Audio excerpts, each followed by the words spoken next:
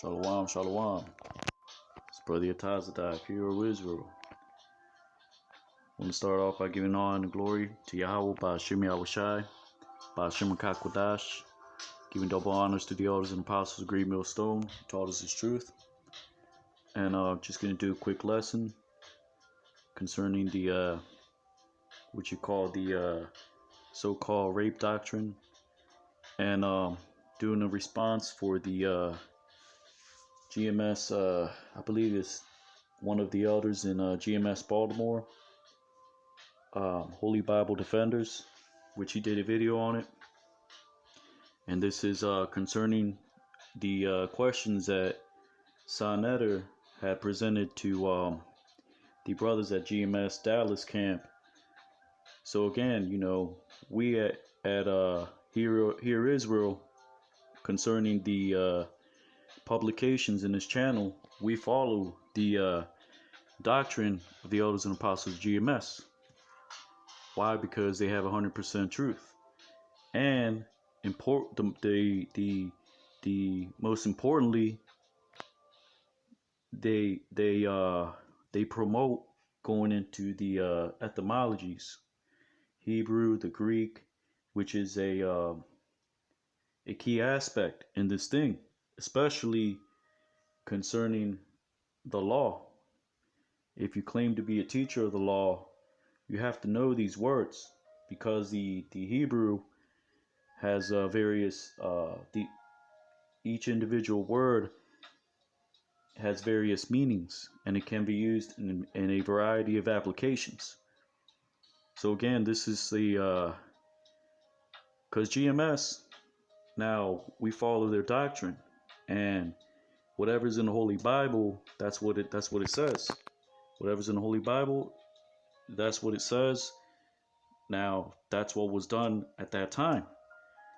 Now, the Apostle Paul spoke about not all things are expedient that are lawful. So you have to have understanding, and you have to know what time you're in when you think about these sort of laws that are written in the Torah.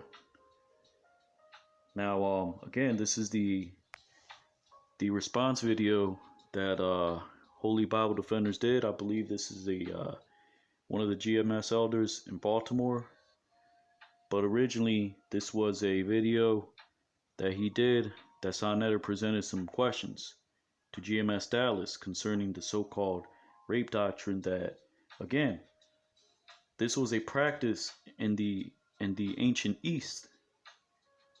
Now, GMS doesn't condone the actual rape. That's one of the misunderstandings that people tend to have. They explain to you what happened during those times and how it was handled, because again, everything has to have an order. Now, let's pull up the video. Actually, I didn't think about doing that, but just for the edification, let's pull up the video that the brother did. Now, this is Holy Bible Defenders and Salakia. See if I can find it. All right. Arrest somebody and they hem them up on the wall and they see if I can put it back to the. And have my way with them, clean them up, shave their head, and then go inside of them when they stop mourning. East side of the highway that goes up from Bethel to Shechem, and on the south of Lebanon. Salakia, just bear with me. So if you talk about Africa, function amongst the nation as a whole. So it was needful. We like, hey man, we gotta get these men married up. We need some sons of Benjamin. Right. Okay. So the brother here was answering an account written in Judges chapter 19 through 21. But the point is, and we'll go over that also. We'll also go into the Hebrew and explain, because again, there's some things that you can't explain as as much in detail when you're out on the highways and byways compared to when you're in a closed environment. You can, for edification's sake, go into the various letters and words. So these are the certain things you can't do, certain breakdowns you cannot do in detail in camp. But again, these brothers explained it very well. But again, this is about edification. So let's take in Judges, the 21st chapter, and there's worse things in the Bible. Way worse. I mean, I don't know what do you mean so creamy and queasy? Yeah, this whole teaching that men every day just went around raping. Right. But there were instances where it happened. They went in. So again, that's a good point that Brother Yashawam had brought out, because these were instances that happened in the ancient East, and there was laws concerning how it was handled. You know, everything has to be done in order. This is why the law was given and written in stone, because it was to provide order for the congregation of the sons of Israel. Now, and that was a good point. You know, but these other individuals that come up against this doctrine, they don't understand that there were certain things that were handled during that time according to the law, precisely because there wasn't a government which the nation of Israel was under. You have to also keep in mind that nation of Israel, they were under their own governorship amongst their people, like you read in the book of Judges, because there was no king during that time. Now, let's take a look at. Yeah, they killed the men, they killed the women, and they did what? They took the booty. So you see, that's the problem with these men like Sinetter. You know, James 1:8 says, "A double-minded man is unstable in all his ways," and really, this man, he sounds like he's mocking, because he's asking one thing, saying another, going into another account, because he was speaking on Judges, Deuteronomy 20, I believe. It could be 20 or 21, where if you find a maiden that in after besieging the city, you can betroth her as a concubine. You have to shave her head, pay her nails, but the main reason I'm making this video is to respond into the rape doctrine itself, so called, because in the Holy Bible there was an order set up when these type of things happen. Now, nations did that. That's what I'm saying. All nations did that. They just especially with these in the Bible. Especially if you talk about Africa. Shit. Go ahead.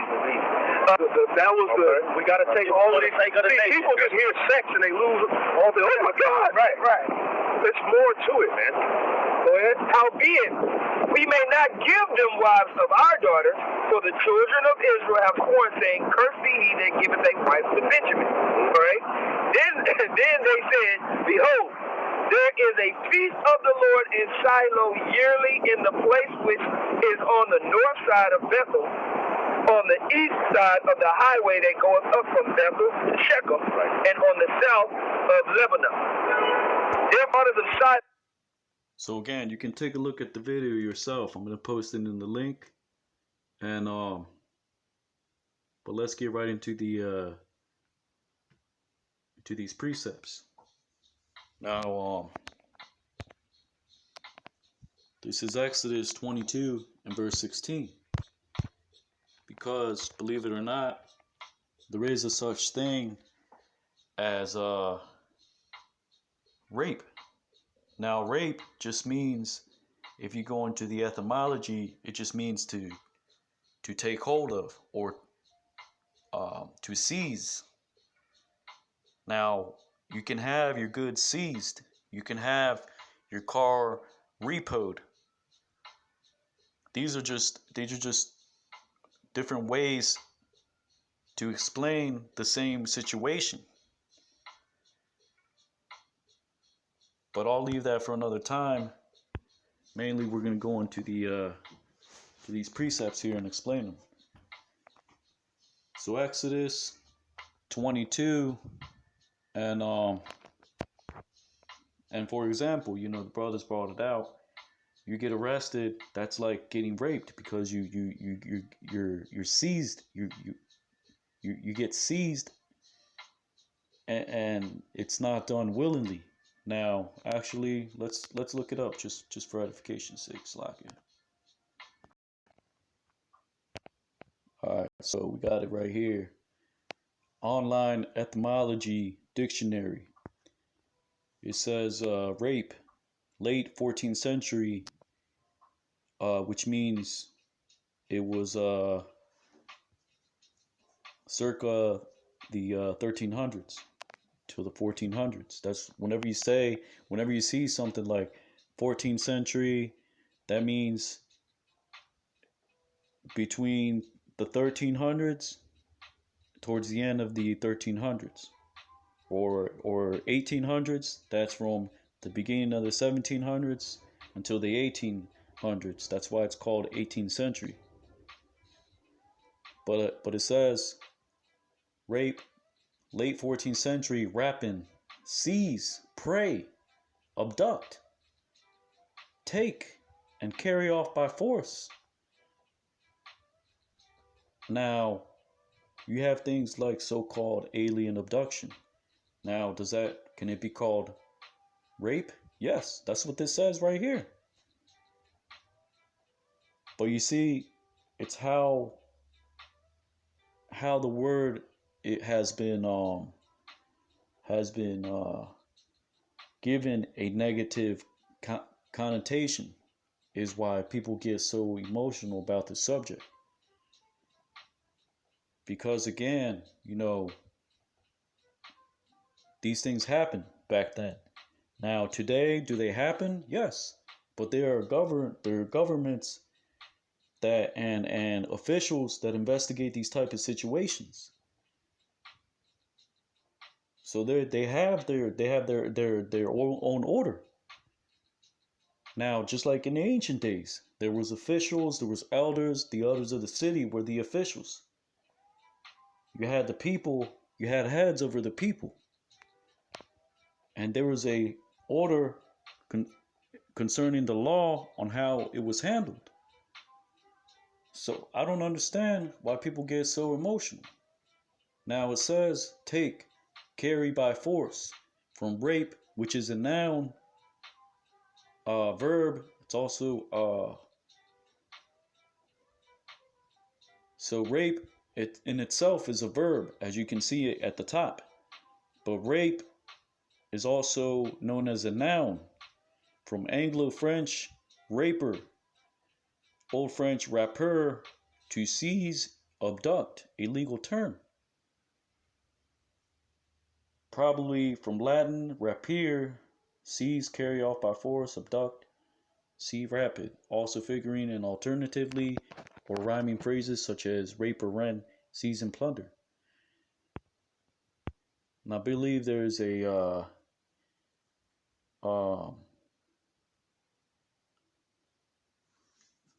I believe there's some kind of tool which is called a rapper, which is like a scythe.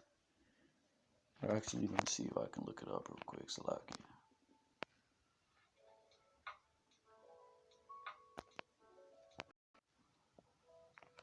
So raper tool, which is a scythe. Now, if you go into the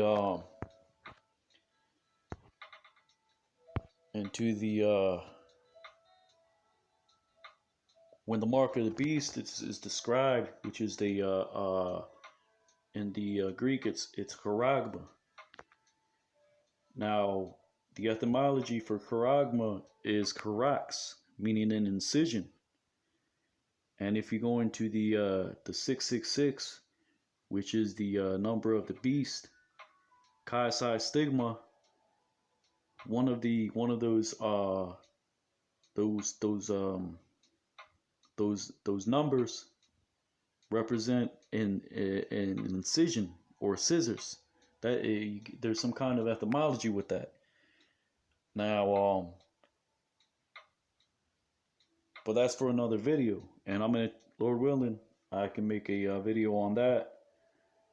But the point is, just like you have a penetration into a female from a male, that's like a cut. That's why scissors are they're called scissors, because it all goes hand in hand.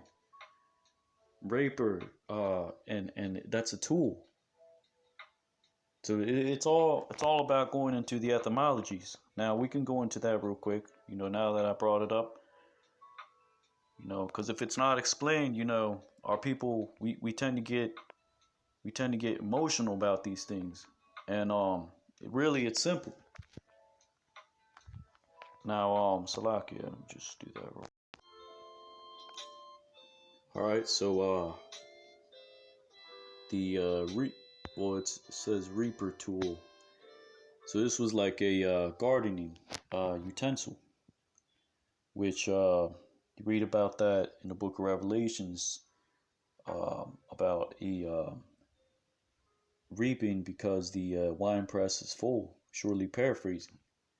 But the point is that this is also could be used in the various different applications. The usage of for example, this can be used for an incision, which really is just to glean the fields. But I can show you the other applications that and the uses for it concerning the etymology that you read about in the book of Revelation, chapter 13. Now you have chi psi stigma, which is 603 scored 6. Now again, this is for a different video, but also the Strong's G4742 for Mark, which is in Galatians 6 and 7, which is just show you the key point here, which is stigma, from a primary stizo to stick to prick, which is to mark and size, to punch in, for recognition of ownership, figuratively scar of service. A mark pricked in or branded upon the body. To ancient Oriental usage, slaves and soldiers bore the name or the stamp of their master or commander, or pricked, which is to cut into their bodies to indicate what master or general they belonged to. And there were even some devotees who stamped themselves in this way with the token of their gods, their idols. But the point is that it's like a cut to make an incision. Now, what I was trying to mention in the etymology, you have the verb in the 1300s, circa 1300, to make with an edged tool or instrument an incision in, for the purpose of dividing into two or more parts. And again, this is where you get the if you read on down, which is removed by means of cutting instrument of an implement, have a cutting edge, according to Middle English. Compendium from a presumed Old English sayatan, which is sounds similar to scissors, which is scissors. It's used to make an incision. Now you read on down. It is to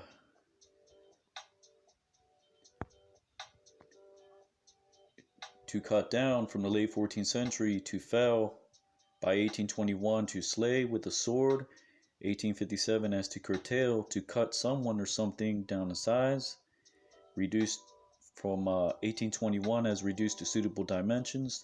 The figurative sense, reduced to the proper level of importance, is by 1927 to cut in, enter suddenly and unceremoniously from the 1610s. So that is where you get the various usage for. Let's go back to that.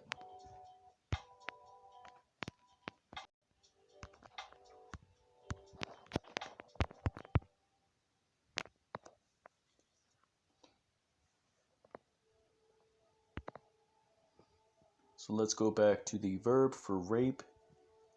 Rapine, late 14th century. Rapine, seize prey, abduct, take off, carry by force. Seize and plunder. The older senses of the English word became obsolete. The surviving meaning to abduct a woman, ravish.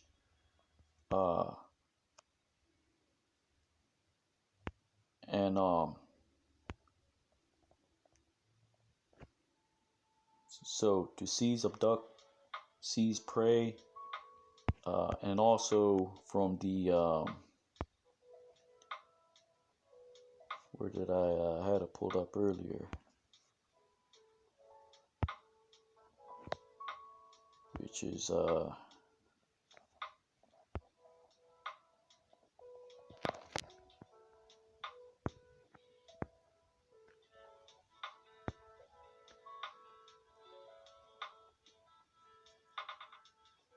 Latin raptus, rapier, used as a noun, plundering, abduction, forcible violation. Now, that is the same thing you read about in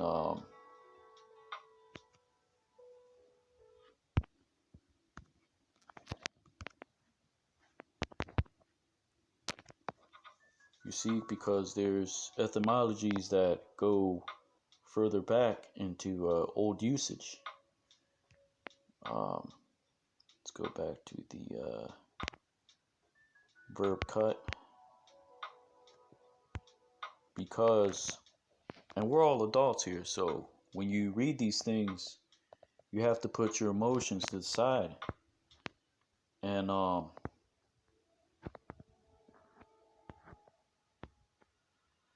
really try to understand where these usages originate from.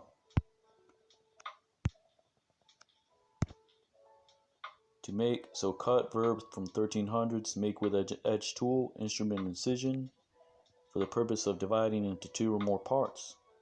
So that is the same terminology that you would use when describing a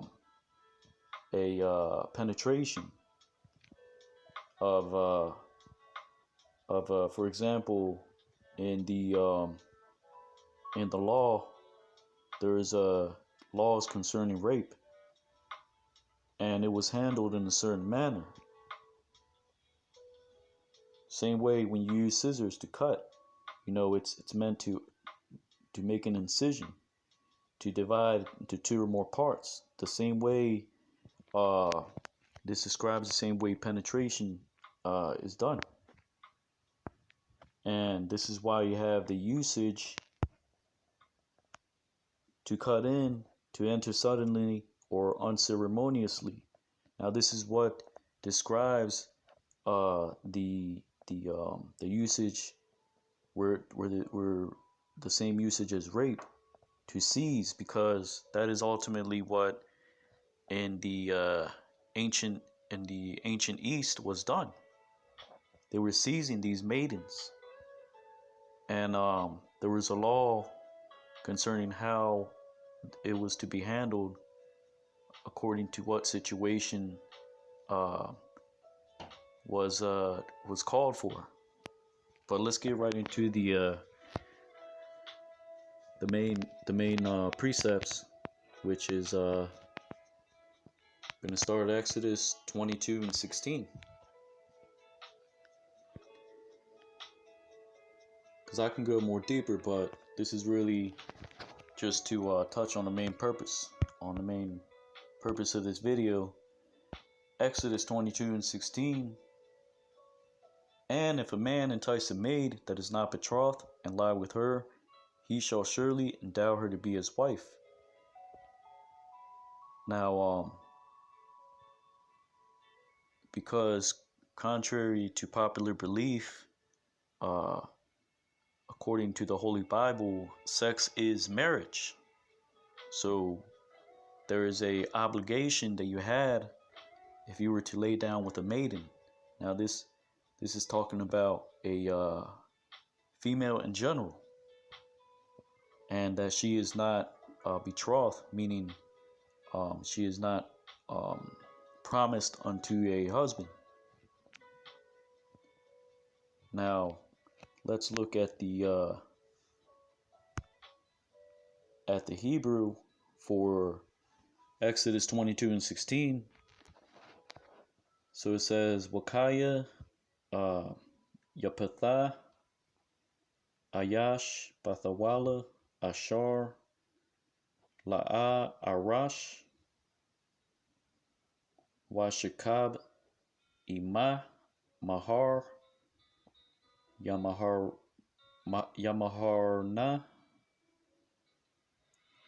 Lawa, La'asha.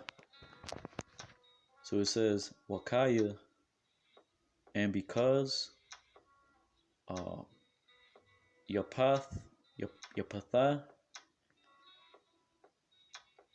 meaning because he entices Ayash man, a maid, Bathawala, Ashar, which La'a is not Arash, meaning is not betrothed, Washakab, and he lies, Ima, with her. I'm is with the ha makes it feminine. It's a feminine usage. Mahar is similar to makar, meaning to pay a dowry. Yamaharana. So it says endowing mahar. Yamaharana, he will endow her.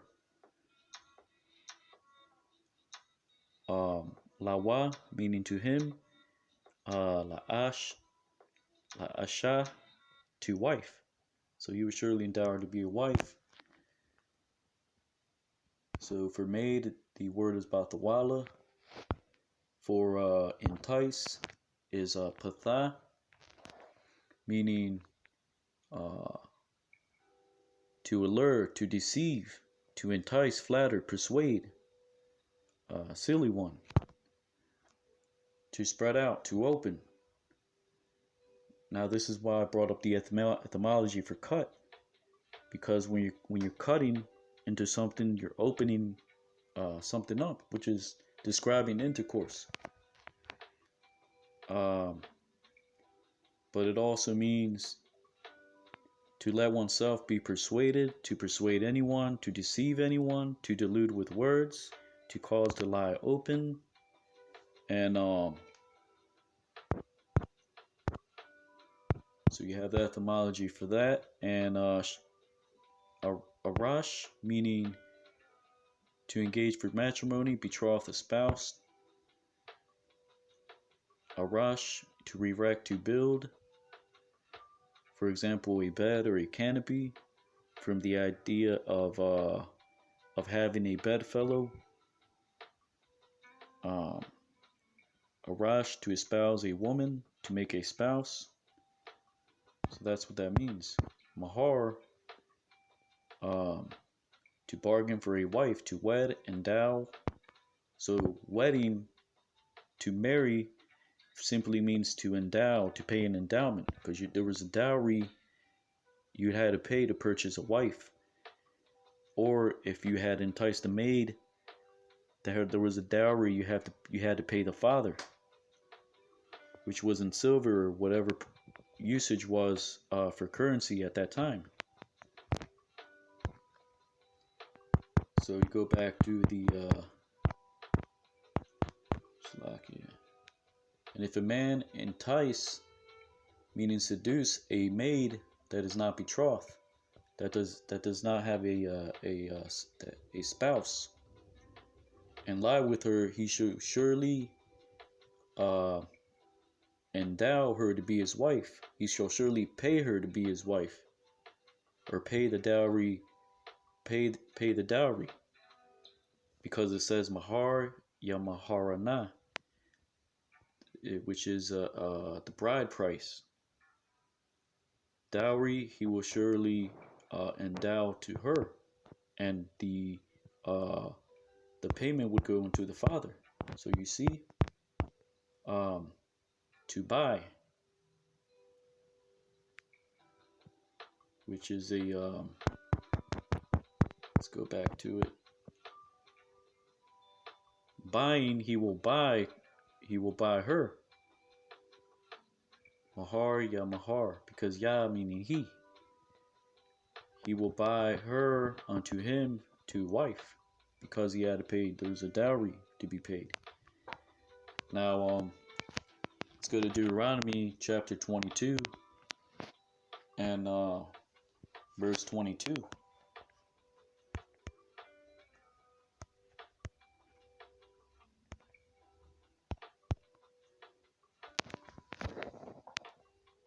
Because if there was no dowry to be paid, you would just lie with a virgin in the ancient world.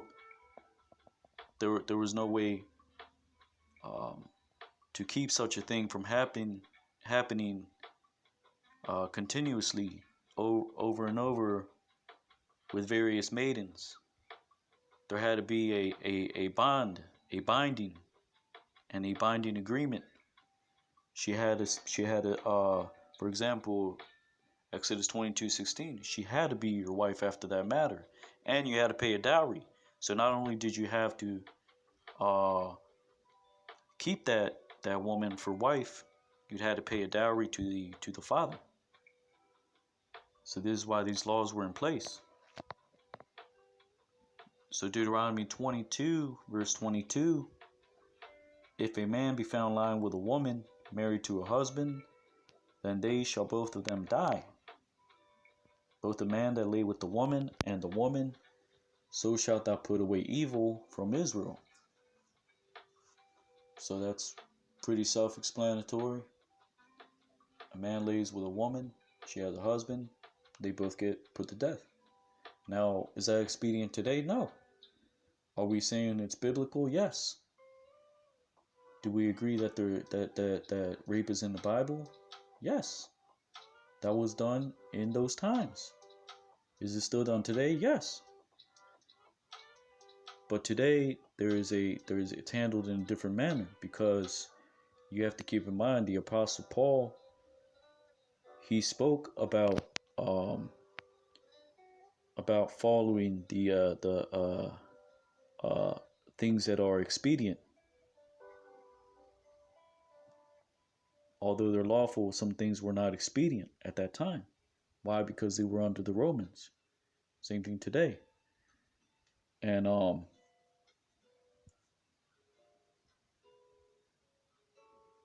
there's certain things when Yahushua Mashiach, when he came on the scene, he had explained certain things, certain sins. For example, the woman that was found that was accused of committing adultery in the book of Luke, he said, who is without sin, cast the first stone. And they were all guilty, because ultimately we all fell off. We still commit sin. So there is a grace, a and there's certain sins that are not unto death, and that applies today. So again, you have to be, like Paul said, spiritual. Judge spiritual things with spiritual things. Walk in the spirit. And it, it, but the point is that this was an ancient practice. So Deuteronomy 22:23, if a damsel that is a virgin be betrothed unto a husband, and a man find her in the city and lie with her, then you shall bring them both out into the gate of the city. You shall stone them with stones that they die. The damsel because she cried not, being in the city, and the man because he hath humbled his neighbor's wife. So shalt thou put away evil from among you. Now, let's look into the Hebrew for that, which is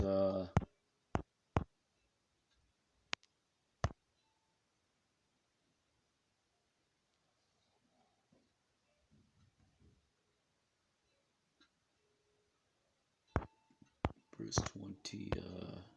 Salakia. Let me read 23 and just move on down to verse 25.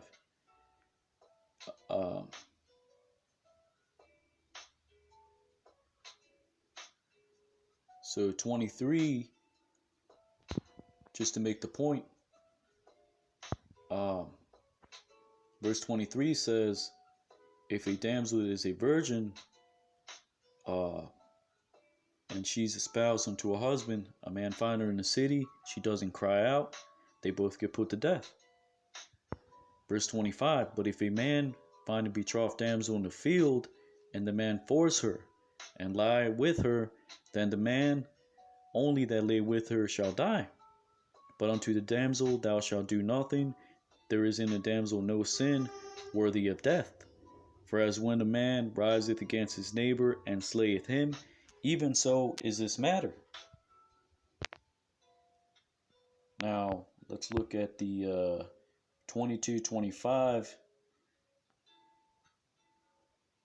So it says, Wa'am, and if Bashada in the field,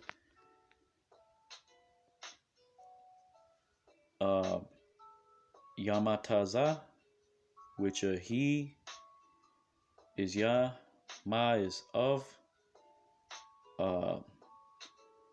finding out, or bring. Taza'a means to come out.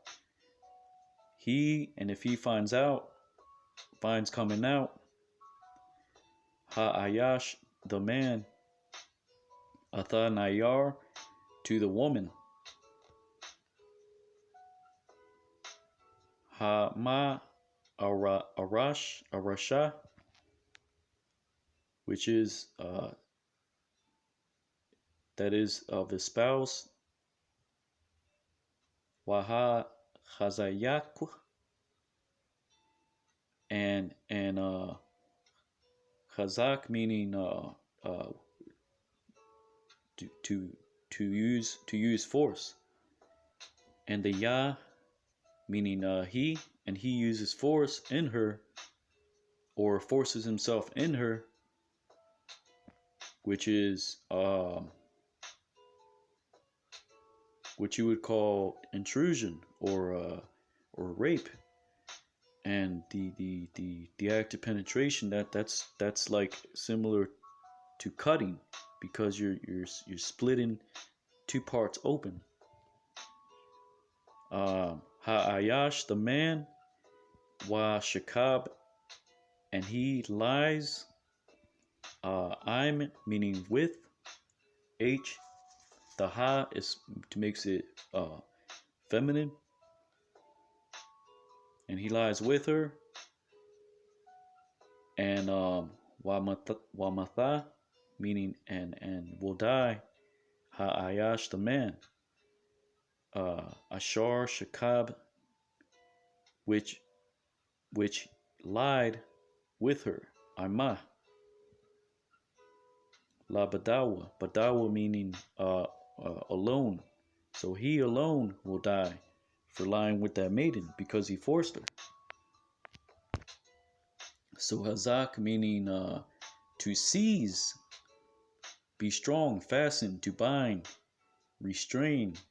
So that's all, which is if you look into the etymology for rape, it just has to do. You can use the word bind, restrain. Same way if you get arrested, or if your goods get seized, they get binded, they get restrained. That's all that means. Prevail, retain, seize. You see that? Now it says caught, to hold, prevail, to tie fast, to bind, hold fast, to stick fast, to strengthen.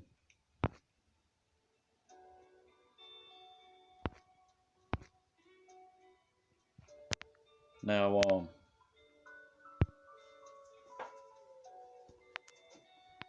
Deuteronomy 22 and 25. So that's what that says. If a man find a damsel in the field, forces her, meaning he forces himself in her, which is like the etymology I brought out. Cut, meaning to split open. And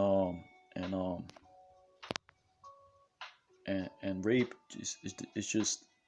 it just means to seize, to take hold of. Verse 26, but unto the damsel thou shalt do nothing. There is in a damsel no sin worthy of death. For as when a man riseth against his neighbor and slayeth him, even so is this matter. Now let's look at the Hebrew for that, which is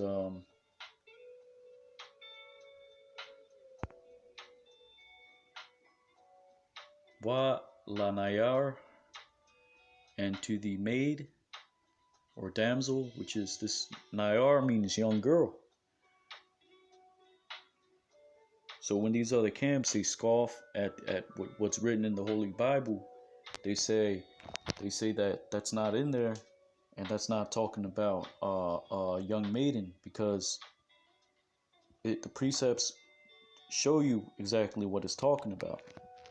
So it says, and to the girl, you will not la'a ta'isha. You will not do the bar, meaning the matter, because the bar means word or to speak, but it also means concerning a thing. The matter, ayan, you will not do that matter, meaning you will not put to death the damsel. La nayar, to the girl. So the matter you will not do to the girl, chata, because it says sin, mawath, unto death, because it is not a sin unto death. Kaya, because, ka ashar, like which, yaquam, ya meaning he, quam meaning he rises, man, ayash, against, which is al, raya, because like which man rises against his neighbor, wa ratazach, and slays him, napash, and slays and kills his body, because napash means body, means soul also. Khan, so ha-dabar is the matter, so is this matter, because ha-dabar means matter, the matter. Hazah, this, so is this matter. So that goes with verse 25.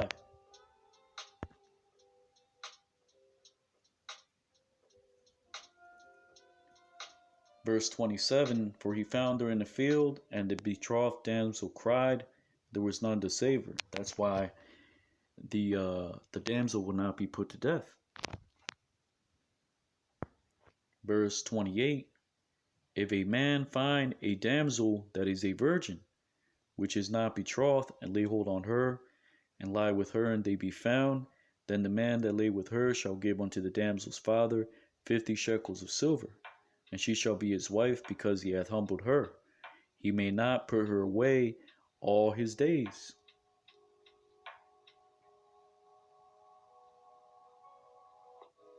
Now you can precept this with Exodus 22 and 16. Because if you find a woman that does not have a husband, nor is given promised unto marriage by a dowry, meaning she's not promised to be sold unto a man for marriage, then if you lied with her, you had to pay a dowry to the damsel, to the woman's parent, mainly her father, and you had to keep her as take her to wife, and you can't put her away. That's what the law says. Now Moses said that you can put away a wife for fornication, but really, Yahushua, he expounds on that precept. He said, for the hardness of your heart, Moses wrote you that precept, because really, you're not supposed to put away your wife, because it goes back to the book of Genesis.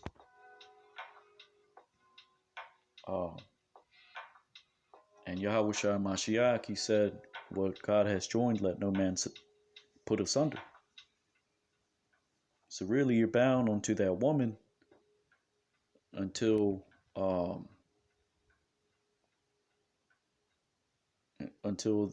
there is until you pass away. Then she is able to marry someone else. But really, you're not supposed to put away your wife. Now, today, and like Paul said, all things are lawful, but all things are not expedient. Now, this is a matter you have to handle on your own. This is why you have to choose wisely.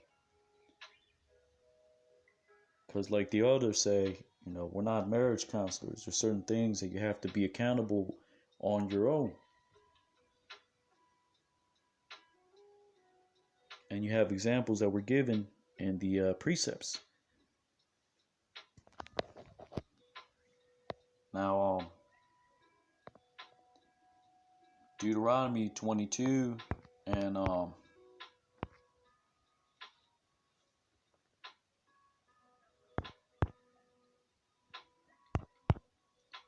start at 28, which is the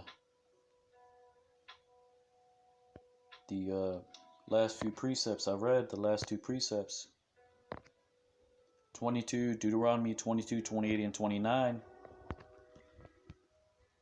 If a man find a damsel that is a virgin, which is not betrothed, and lay hold on her, and lie with her, and they be found, which is kaya, because, ya mataza'ah, ya meaning he, ma meaning of, taza'ah of bringing out, because he of bringing out, ayash man, nayar the maiden or young girl,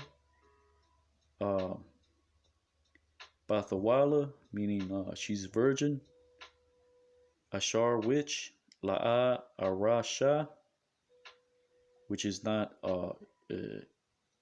espoused, meaning she doesn't have a spouse, Watha Pasha,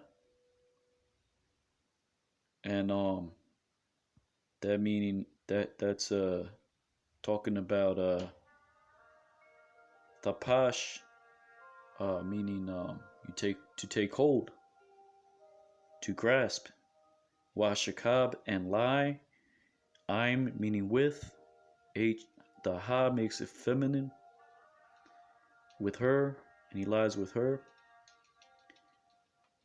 Wa na, and the na is makes it past tense, meaning they were found out. wa nama taza'a, meaning they were found out, because the na makes, when you put the na before a word, that makes it past tense.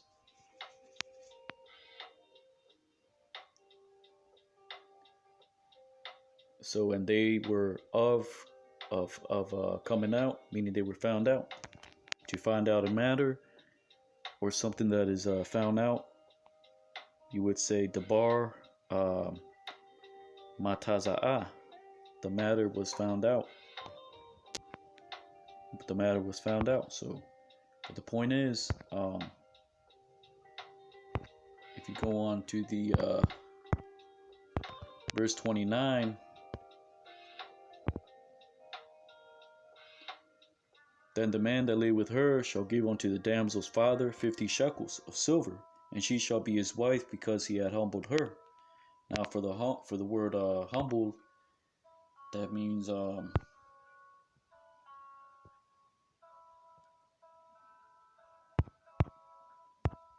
aina, meaning humbled is aina, meaning to force, to humble, ravish.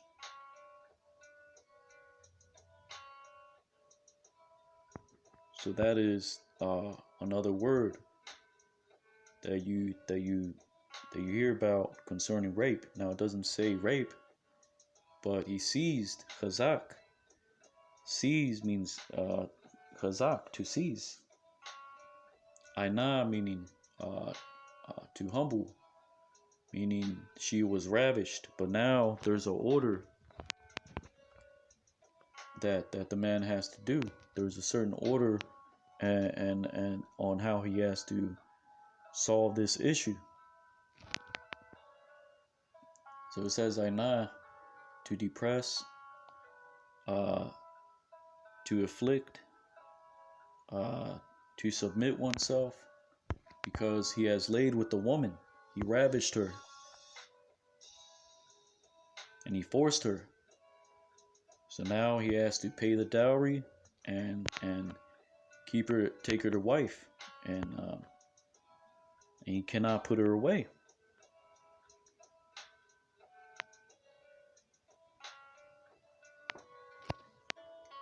Mark chapter 5 verse 42.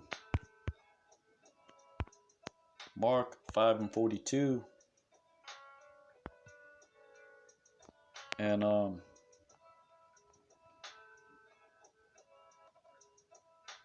actually, let me see if I can get this real quick in the blue letter. Salakia.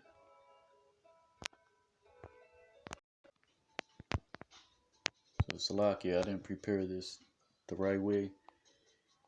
But just for edification's sake, I'm going to break down the Hebrew, which is Wanathan, and he will give. Ha-Ayash, the man. Ha-Shakab, that lied. Ima, with her. I'm meaning with. Ha makes it feminine. La Abaya, to her father. Ha Nayar, of the girl. Hamashium, Hamash is 5. Hamashium makes it plural, makes it 50.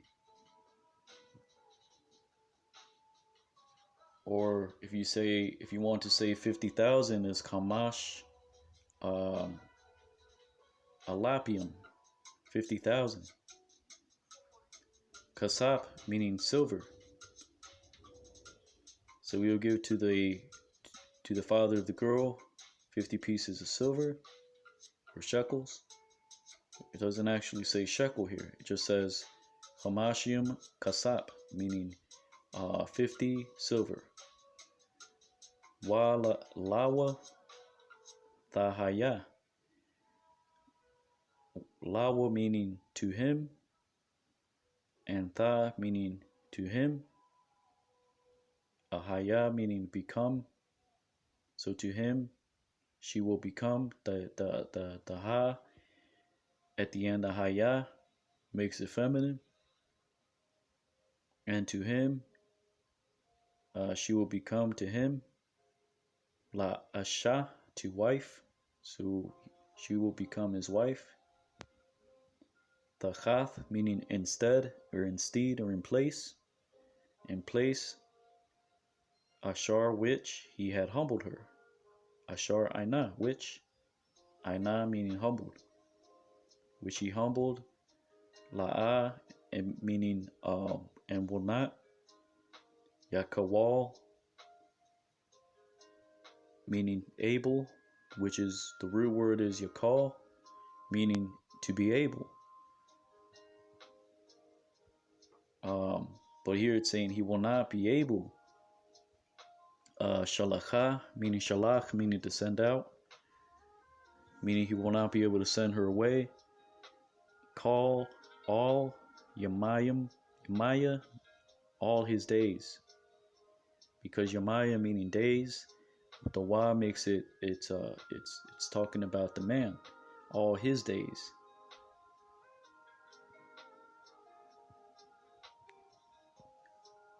So with that said, let's go back to the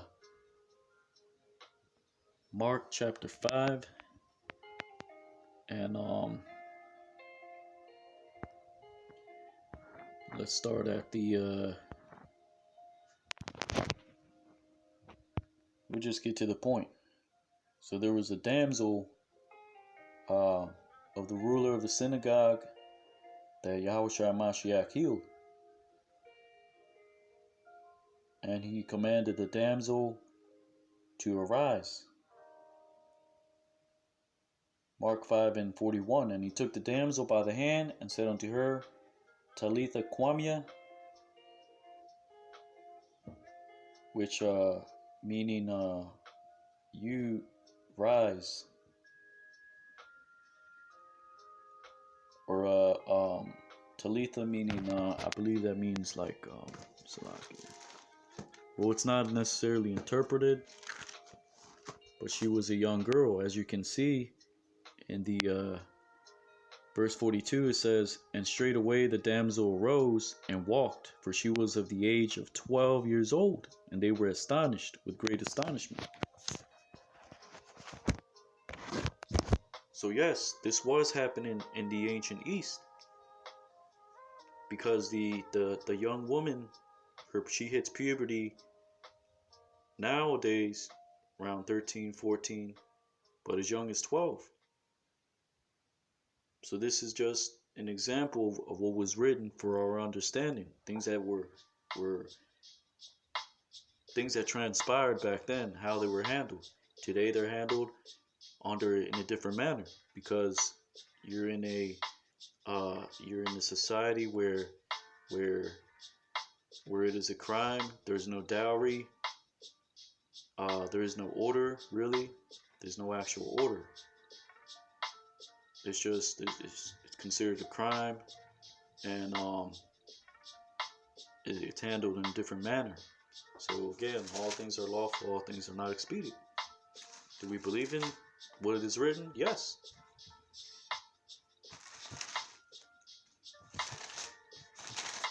Are we doing that today with 12-year-olds? No.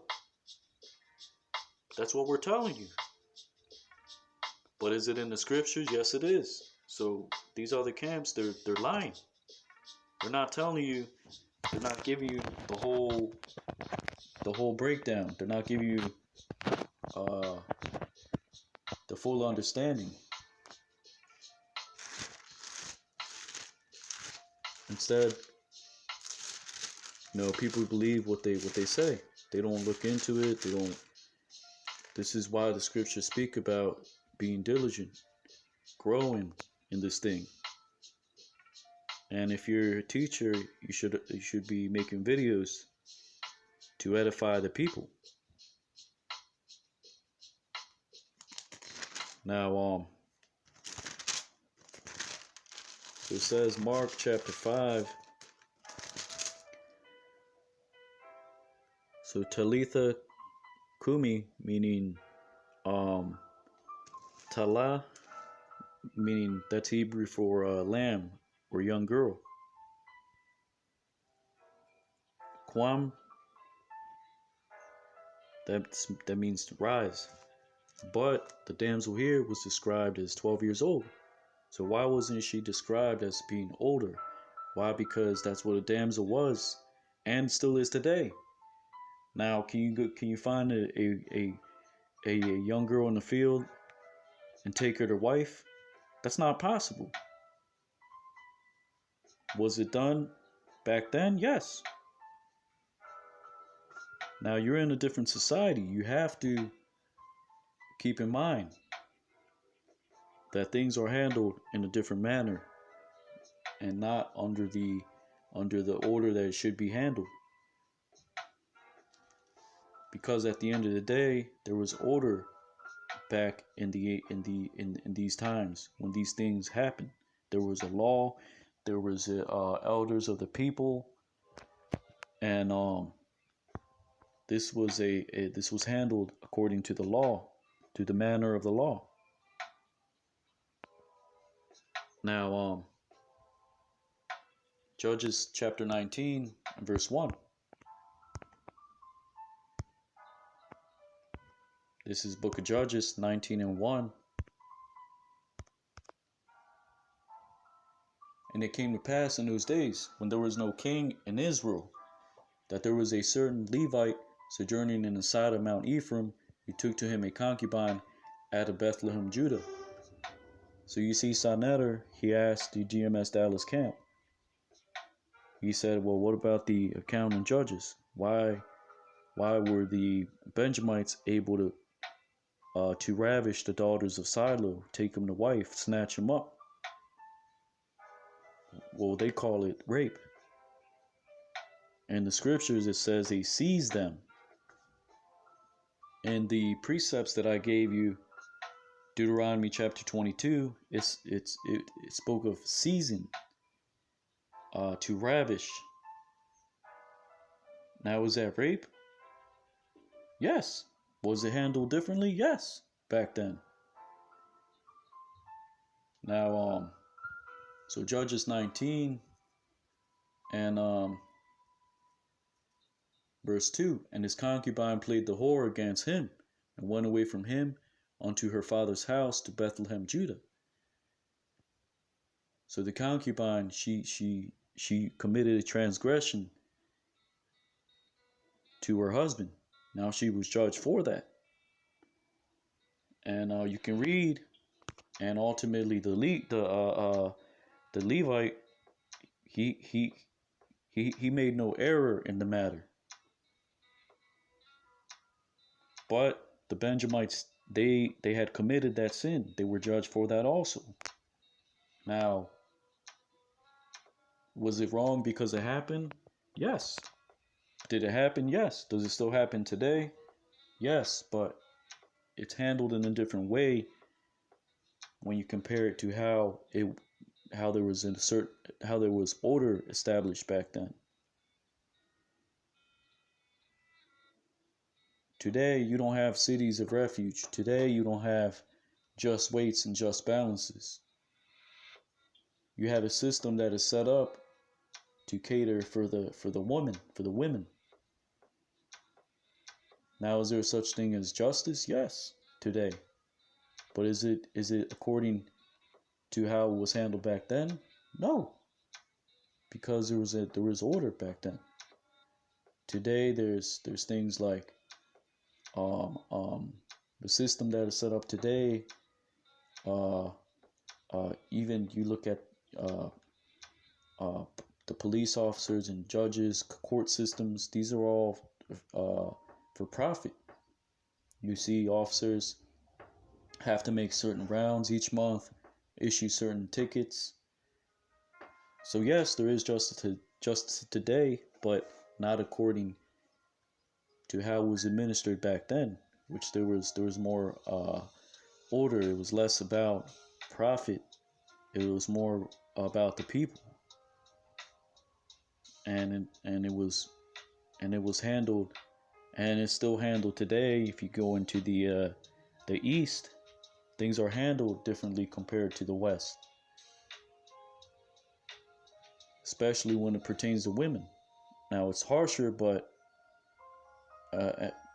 justice is administered harsher in the East compared to here in the Western world. But the women are in order. You look at certain Ishmaelites, their women are in order. Well, some of them, because some they come to this country and they immediately they're enticed by this great whore, and it's do as thou wilt um, philosophy. But in the East, these Ishmaelites and these even African countries, these Arab countries, they have their women in order. Their women are covered. They're shamefaced, and that's really how a woman should be. But again, you're comparing um, two different hemispheres. These are different manners on things and how they're handled and mannerisms. So Judges 19 and 22. Now as they're making their hearts merry, behold, the men of the city. Essentially, with the Levite, he was with his concubine, and they were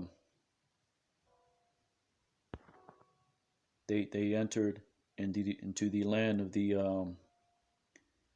I think it says let me see, passed on the way somewhere down home.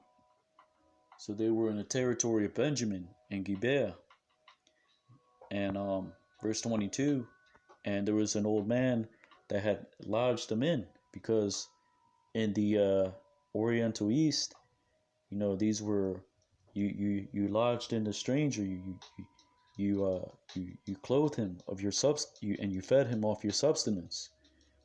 Why? Because that's how that is how things were handled back then. See, there was more order.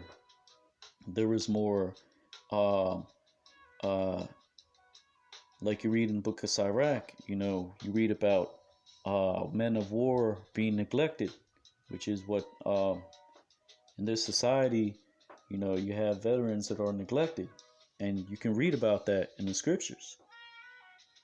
But in the ancient East, and still in certain areas today, if you're in around your familiars, then you would lodge in the stranger.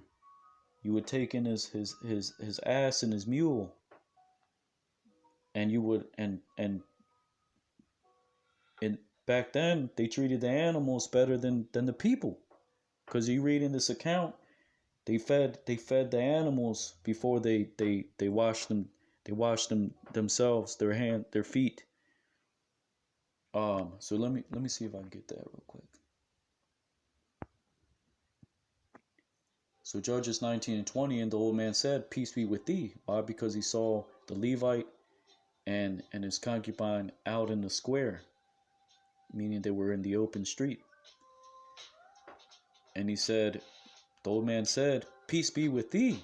However, let all thy wants lie upon me, only lodge not in the street."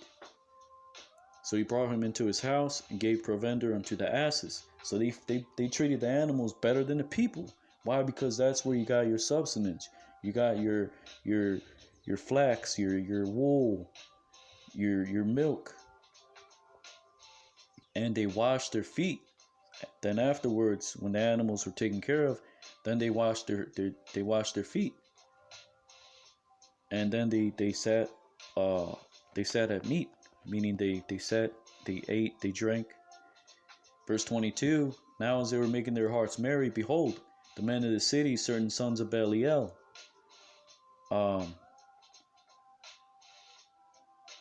Belial, I think in the Hebrew is Baal, meaning without, or yeah, Baal means be, and ba and la meaning without.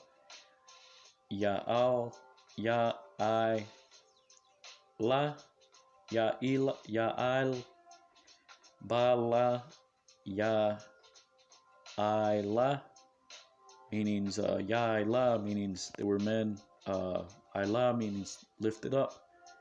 So they were men that were of no lifting up, meaning they were useless.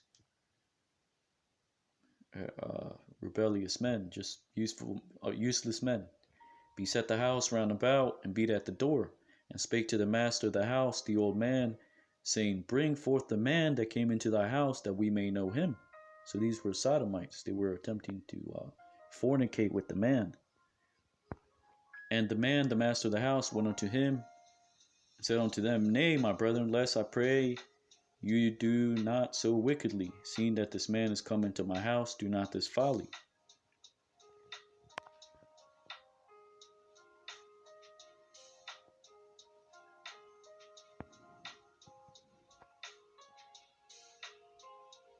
So the man offered essentially his daughter and the man's concubine, and he said, Humble them, do what seemeth good unto you. Why? Because the women, the reality of the matter in a survival, in a situation of survival, really the man can raise up more seed from himself. The women was just the where you can plant the seed. So they weren't esteemed like men. This is why Yahweh Shem Yahushai, he said, Unto you men I call. Why? Because the man is the seed of the house, the seed bearer. So in a life or death situation, they offered the women. And again, this was done back then because this was a survival, a situation of survival. Now, Judges 19. So essentially, they abused the concubine, and the Levite eventually he basically the concubine was ravished, and she died, and he divided her bones, because she was most likely, when she died, she was left in a bad estate. So just as a memorial to her, he cut her up into 12 pieces, sent her into all the coasts of Israel, as a memorial, as a loving, as a dedication, a way to dedicate, really to bury her as respectfully as he could. Why? Because she played the harlot against him, and this happened because the Hebrews, they believed in divine judgment. So she was judged, and he understood that, the Levite. So as nice as he could, he buried her, which he didn't actually bury her. He cut her in 12 pieces, sent her into all the coasts of Israel, because it was a shameful death.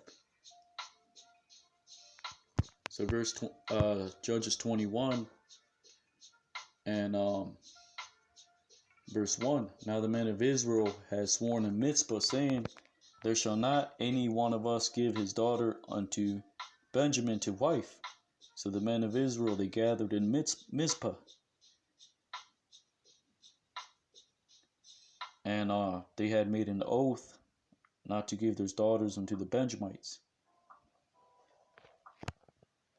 Judges 21 and verse 8. And they said, What one is there of the tribes of Israel that came not up to Mizpah to the Lord? And behold, there came none to the camp from Jabesh Gilead to the assembly. So as they made that oath, they made it amongst those that showed up to Mizpah. But those from Jabesh Gilead, they did not show up, so they had to be judged by the people. So because they did not show up to help judge the Benjamites for what they did to the concubine, there was a judgment issued. And what they did ultimately, they took their maidens. Now you can read the whole account yourself. They took the virgins out of that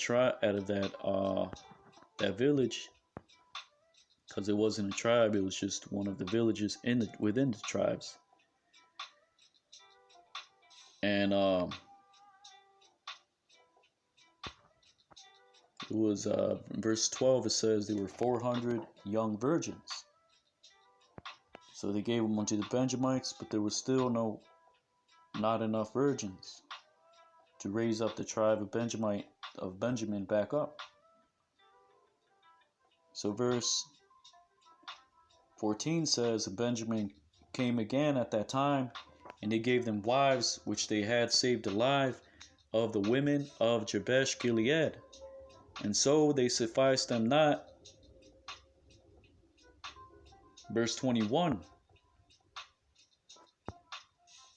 and see, behold, if the daughters of Shiloh come out to dance in the dances, then come out to the vineyards and catch you every man his wife of the daughters of Shiloh, and go into the land of Benjamin. So they needed more virgins.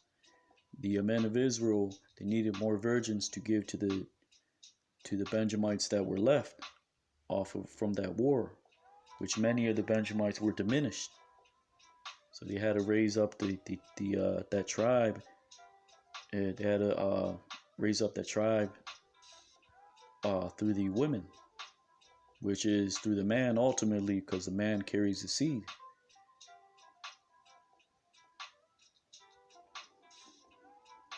And through the woman, through the virgins, the tribe had to be replenished.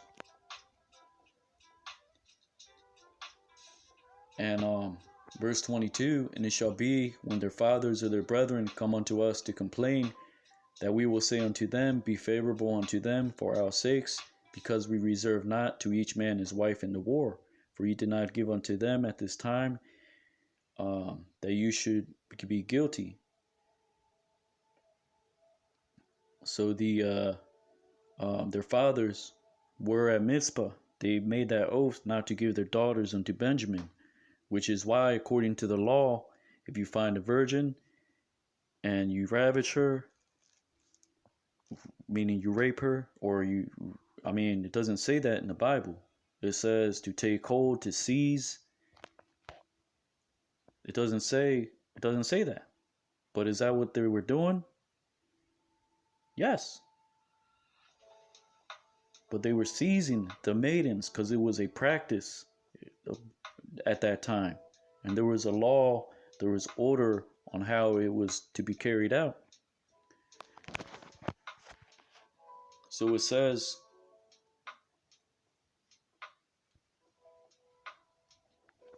so when the fathers of these virgins, they came out and asked them, well, what's going on?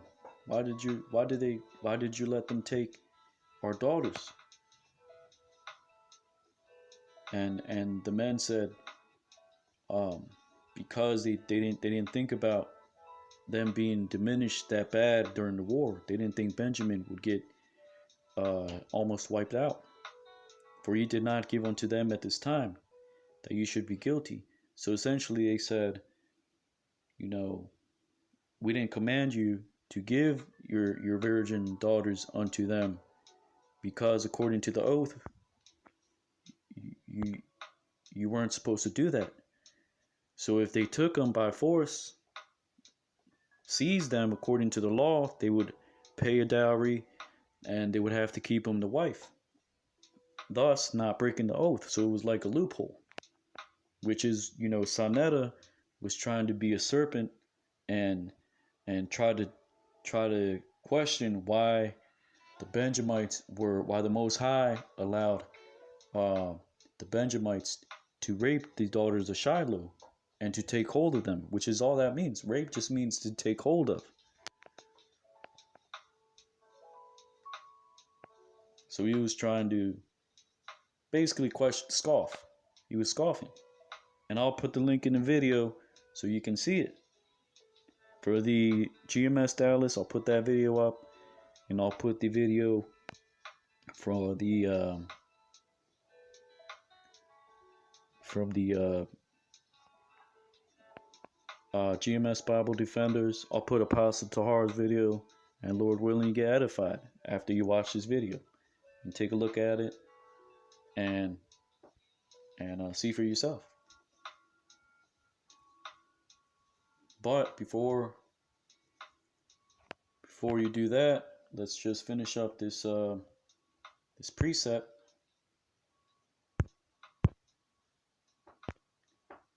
We're going to the Hebrew, which is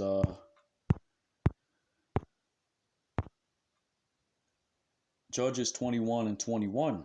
And see, and behold, if the daughters of Shiloh come out to dance in dances, then come ye out of the vineyards, and catch you every one man his wife of the daughters of Shiloh, and go to the land of Benjamin. So in the Hebrew, wa ra'ayatham, and you see, wahana, and behold, which is am yataza'a, meaning when you see them coming out, which is the daughters of Shiloh, which is Banawath, which is daughters. Batha or Bath means daughter. Ban means son. To say daughters in plural is Banawath. Shayal, meaning Shiloh. La Chawal. So when you see, behold, the daughters of Shiloh coming out, La Chawal meaning to dance in circles. Chawal meaning to spin around. To spin around. La meaning to. Chawal spin around. Ba ma chawalath meaning ba meaning in. Of ma chalawath. So chal meaning to dance in circles or to spin around in circles. Wath makes it plural. So in of dancing in circles, and meaning wa yataza atham, and they have coming out, they will come out to them. Man meaning from, hakaramium, which is karam meaning vineyard. Ha meaning the vineyards. Yum makes it plural. So when they see them lachawal in circles, in of dancing in circles, and they will come out from the vineyards, and wa chatapatham. So the chatap meaning they will seize them. Now let's look for the chatap meaning well, actually, let's look at Hawal first, which is where you get the etymology for Hag, which is feast, which is really in the feast days, or Hag, that just means to ceremonially dance in circles, which is where you get the terminology. The Arabs, they use the Muslims, they use the I think it's their word for pilgrimage. It has to do with Hag, because it literally means to dance around in circles ceremonially, which is let me see if I can get that.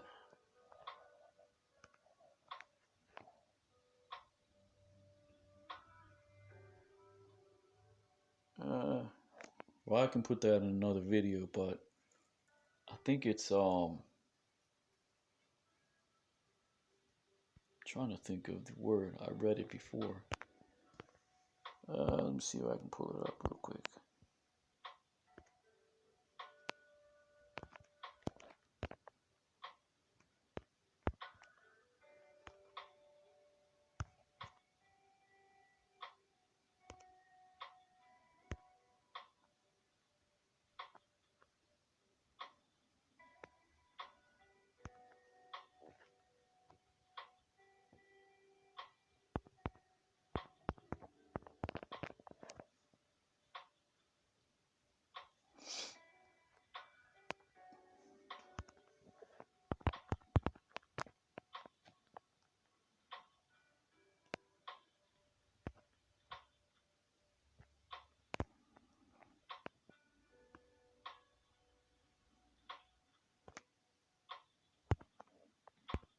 Alright, so Hag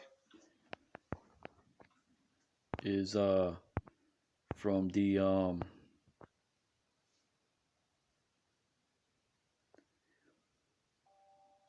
Hag festival, a festival sacrifice. So Hag means festival.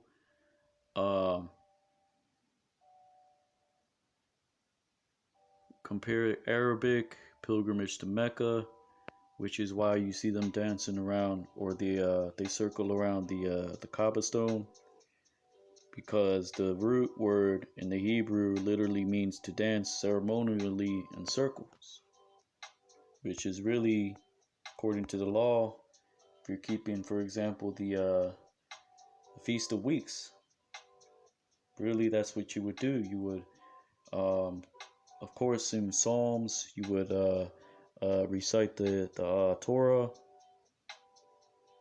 but that's part of the Hag. That's what it means. You celebrate the feast day literally. Uh, let me just read it here. To dance, keep a festival, to reel, to be giddy, from the idea of leaping and dancing in sacred dances. So not only, you would recite Torah or do your study, you would there's also to dance and um and hawag, meaning to go around in a circle. So that's where they get that from. And that's where the Hajj to Mecca, that's why it's called Hajj, because it literally means um Hag, meaning to keep a festival, but it also means Hawag, to go around in a circle, or to keep a festival, dancing in sacred dances. And there's other uses for it too, which is, I believe, Hawag also speaks about the circle of the earth, the compass of the earth as a circle, or as a which is you read about that in the book of Proverbs. I could get that too, not to not to go off topic, but this is probably get that real quick. So I can,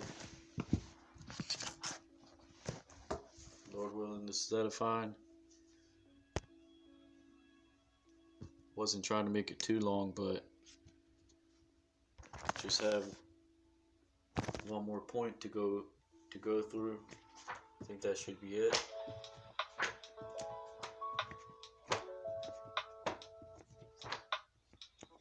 Now, gonna go into the because I have a interlinear Bible, Hebrew, Greek, English. If you can find it on Amazon. You go into the Hebrew. You can also use that for your study, which is let's go into the book of Proverbs, chapter 7, and 27. So I'll just read it from the book I have here. Proverbs 8 and 28. Which is this is talking about the has a account of the creation, and really it's talking about Mashiach Yahushai being there. So actually I can pull it up here in blue letter. Proverbs 8.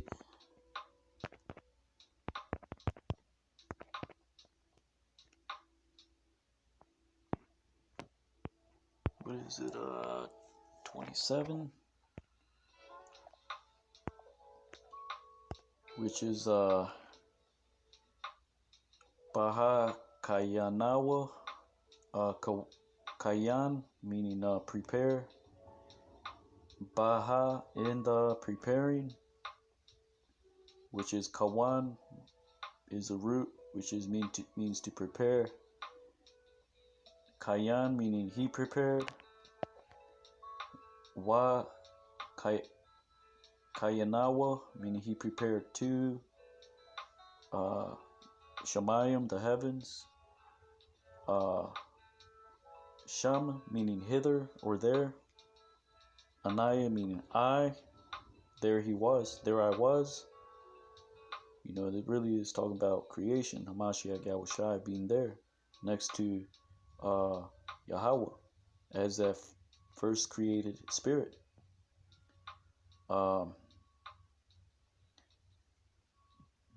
And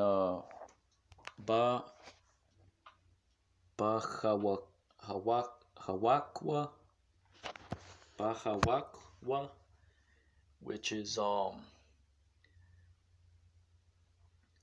if you look into the so hak meaning to ascribe, you know, or so you have laws. You have the law, which is Tazawa. You have statutes, which are hak, or statutes is hakwayim, and commandments. You have the commandments, matazawath,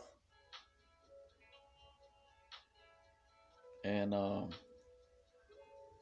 so ba hawak meaning in inscribing, hawag meaning the compass, the circle of the earth, the compass of the earth.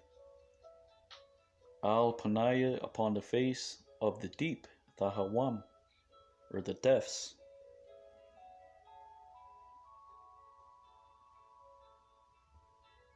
So that's where you get the compass. That means a compass. Or if you go into it, that means the circle of the earth.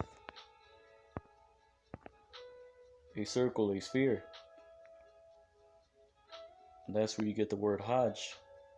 For those that are Muslims, they make their pilgrimage to Mecca. That's where that word is from Hag, festival, or Hagag, to dance in circles, or Hawag, which is a circle, a sphere. And that's where you get the word Hajj from.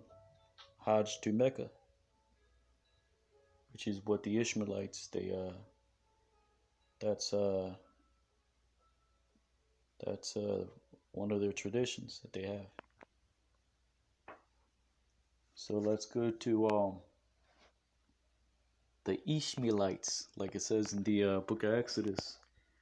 Ishmaelites. I think that's what it says in the text. They didn't call them Ishmaelites. They call them, I guess, because of the historical disdain between Isaac and Ishmael. They had a Ishmaelites, which is well, let's just go back to the lesson, just so you don't get off topic. So Hawal, to turn round, to go twisted, turn round, to be twisted, hurl, to dance in a circle. So there are certain words in the Hebrew which are cognate to each other. Hawal, hawag, hawag meaning a compass or a circle, which is why it's important to go into the Hebrew. So they were dancing. The daughters of Shiloh were turning and twisting and dancing, and they seized them. Chatap, to clutch, to seize as a prisoner. So they seized them, which is really, that's what rape means, to seize, to take hold of, to clutch, to seize, to take with violence.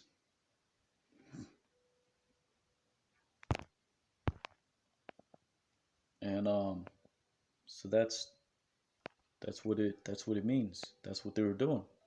Is it in the Bible? Yes. Is it expedient today? No. Simple as that. You see, our people just, they get too emotional. They get caught up in emotion. You don't realize that everything has a meaning to it. Words, well, knowledge is power in general, but words, the knowledge of the origin of words, that in itself is a tool, which is important, especially if you're in this thing to grow. You're in this thing to teach. For those of you that are studying that to show yourself approved. Now,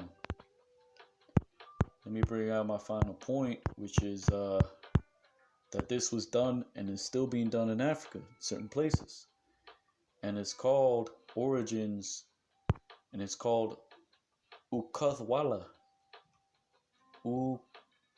Ukathwala is a South African term for bride kidnapping, which is still being done today in the East, because there is no such thing as Middle East, Middle West. There's East, West, North, South. That's it. Ukathwala is a South African term for bride kidnapping, the practice of a man abducting a young girl, forcing her into marriage, often with the consent of her parents,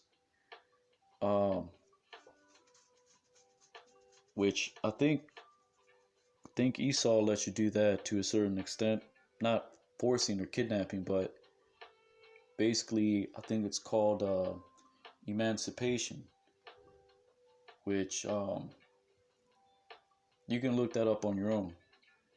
But it says often with the consent of her parents, so you can have a young girl emancipated so that she is able to legally make decisions on her own.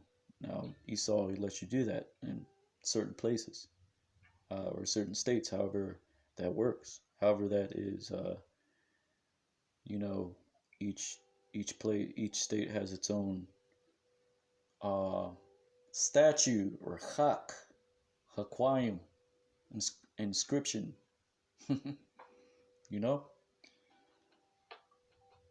These marriages by capture occur mainly in rural parts of South Africa, in particular the Eastern Cape, KwaZulu Natal, the Basotho call it Tohobediso among the Husha and Zulu people. Ukuthwala was once an acceptable way for two young people in love to get married when their families opposed the match, and so actually a form of elopement. Now that's an interesting word. You can look that up on your own. Elopement. To elope. Ukuthwala has been abused, however, to victimize isolated rural women and enrich male relatives. So this is why things have to be done in order, and were done in order back then, because you had laws, statutes, and commandments, judgments, if things were not done the correct manner, which to judge is shapat. But judgments. If you go into Hebrew, it's mashapatiyam, judgments, or which is how things were handled back then. And with the Hebrews, the Israelites, there was an order and a manner according to each custom, because these are customs, law, statutes, commandments. These are all you can look that up on your own. Custom, a manner after which a people follow. Origins in South Africa, the custom originated from the Xhosa people, though the practice has expanded into different ethnic groups. The act of ukuthwala traditionally required the culprit to pay one or more head of cattle to the father or legal guardian of the girl. Unsuspecting girls who had not consented to ukuthwala usually did not object to its purpose. Sometimes the girl genuinely did not wish to be married, although usually girls were conditioned from childhood to look forward to the day and to believe that marriage and childbearing are the fulfillment of life. A modern interpretation of this practice encourages men to abduct young girls, commonly under 18, for the purpose of marriage. So that in this time, according to the Bible, a young girl was 12 years old, and it was done, and they were married, because that is when the young girls develop into women. So yes, it was done. Now, it's not expedient today, and we don't condone that. We don't condone rape. Just to make it clear, we tell you what it is. We tell you how it was practiced. We give you cross references. We give you the Hebrew. What more do you want?